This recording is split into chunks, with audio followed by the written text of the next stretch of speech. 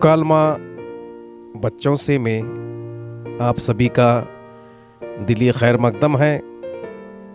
अगर आपने इस चैनल को सब्सक्राइब नहीं किया तो फ़ौरन सब्सक्राइब कर लीजिए और बेल आइकन पर क्लिक कीजिए।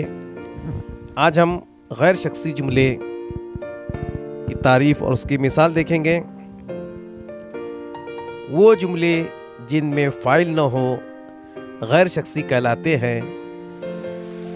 उर्दू जुमले की एक साख्त ऐसी भी है जिसमें या तो फ़ाइल होता ही नहीं या फिर सिर्फ जुमलवी फ़ाइल होता है। सुबह हुई मिसालें देखिए। नंबर 2 बारिश हो रही है हैं। रात नंबर 2 हो रही है मालूम होता है के तहत दर्ज किए गए। 3 तमाम जुमले पता चला है कि गैर शख्सी कभी कभी कहलाते हैं। जुमले में सिर्फ तो आप देखेंगे